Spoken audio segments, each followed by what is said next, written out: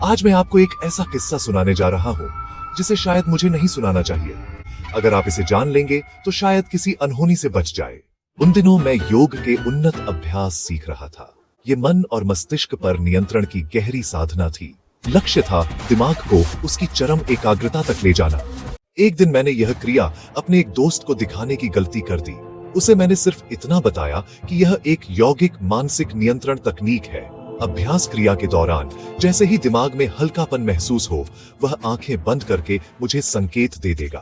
वह मेरे सामने कुर्सी पर बैठ गया और मैंने उसकी गर्दन के सामने दोनों कैरोटिड धमनियों पर अपनी उंगलियों से हल्का दबाव डाला। मेरी निगाह लगातार उसकी आंखों पर टिकी थी ताकि संकेत मिलते ही उसकी गर्दन से अपना दबाव हटा दूं। कुछ सेकंड बीते पर उसने आंखें बंद नहीं की। मैंने सोचा शायद दबाव सही जगह नहीं पड़ा, और जैसे ही मैंने हाथ की पोजीशन बदलने की कोशिश की, वह अचानक कुर्सी पर ही ढह गया। उसका पूरा शरीर झटकों के साथ कांप रहा था। गर्दन एक ओर लटक गई थी, आंखें खुली थी, लेकिन चेतना गायब हो चुकी थी। उस क्षण मेरे हाथ कांप गए।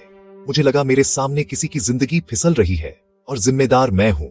मैंने तुरंत पास पड़ी सुराही उठाई और पूरा पानी उसके सिर पर उड़ेल दिया। फिर उसके गालों पर कई तेज थपेड़ मारे।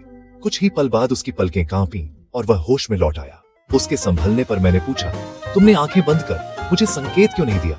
हमने संकेत तय किया था ना? पर वो मुस्कुरा कर बोला, यार क्या करता मैं। बदन में इतनी मीठी गुदगुदी हो रही थी कि सोचा थोड़ी देर और मजे ले लूं। उसको तो मजा आ रहा था, पर मेरी तो जान ही निकल गई थी। अगर मैं कुछ सेकंड की और देरी कर देता तो वह कोमा में जा सकता था। गर्दन में 4 मुख्य रक्त वाहिनियां होती हैं, 2 सामने और 2 पीछे। इन्हें दबाए रखा जाए तो दिमाग तक ऑक्सीजन नहीं पहुंचती और व्यक्ति बेहोशी या कोमा में जा सकता है, और कभी कभी तो मौत भी हो सकती है।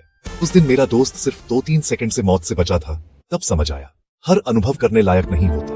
कुछ चीजें जान लेने में ही समझदारी है, आजमाने में नहीं।